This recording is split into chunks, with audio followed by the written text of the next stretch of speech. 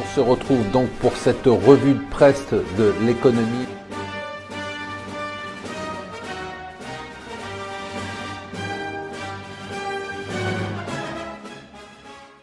Bonjour et bienvenue sur Mon Financier pour la revue de presse de l'Écho. Nous sommes le jeudi 7 avril. Très intéressant ce qui se passe sur le pétrole en ce moment. Beaucoup de mouvements, une fluctuation très importante. Les jours se suivent et se ressemblent. 5% de hausse, 4% de baisse. Ce matin, hier soir, il a remonté. Mais on sait que les facteurs déterminants pour les prochains mouvements, nous dit le Financial Times, ce sera la réunion de Doha le 17 avril pour un éventuel gel de la production, les indications sur l'économie internationale et notamment chinoise sur la demande, et puis la difficulté bien évidemment du secteur aux États-Unis qui fait qu'il y a une baisse de la production du pétrole aux États-Unis. Notre pari, c'est que le pétrole a trouvé un plancher à $30 et qui peut remonter jusqu'à 50 voire $60 du côté des marchés.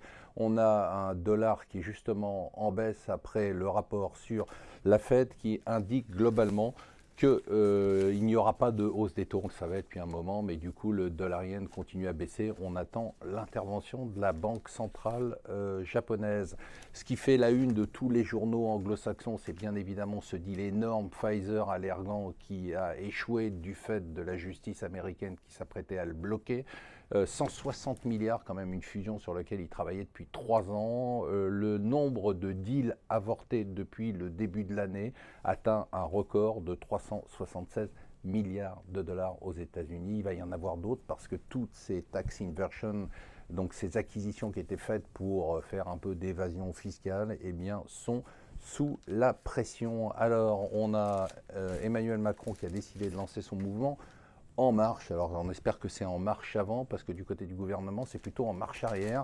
Moi qui m'étais fait une joie de ne pas payer d'impôts en 2017, il semble que le gouvernement va reculer sur la retenue à la source. Le gouvernement va aussi reculer sur la loi du travail ou ce qu'il en reste face à la contestation des jeunes. Alors justement, les jeunes peuvent, nous dit le Parisien et la TNS Sofres, compter sur leurs parents. C'est incroyable les chiffres de la solidarité familiale. En moyenne, des parents donnent 1500 € par an à leurs enfants, tout milieu confondu. Alors bien évidemment, c'est moins important dans les milieux les plus modestes, mais 1500 €, on parle même d'aide alors que les enfants sont déjà grands, et notamment des aides pour pouvoir faire des acquisitions de résidence principale ou des acquisitions de voitures ou autres. Le patron de la Générale a lancé son offensive de charme. Il dit « Je ne suis au courant de rien, je ne suis pas responsable. D'ailleurs, on a tout nettoyé. Il n'y a plus de société offshore dans le groupe Société Générale. On est super convaincus. » Et enfin, si vous voulez connaître le mal français, finalement, on vous le dit depuis des mois, c'est Air France. Air France, pour moi, c'est l'illustration du mal français. Et lisez le post-mortem d'Alexandre de Juniac, donc, qui vient de démissionner de la présidence d'Air France. C'est juste effrayant de voir comment cette entreprise est en train de couler et que personne ne réagit. La puissance des syndicats est tellement forte et la frousse du gouvernement est tellement forte que ce groupe va finalement finir dans le mur et puis sera probablement racheté par nos amis qataris ou saoudiens. Voilà, restez avec nous sur Mon Financier.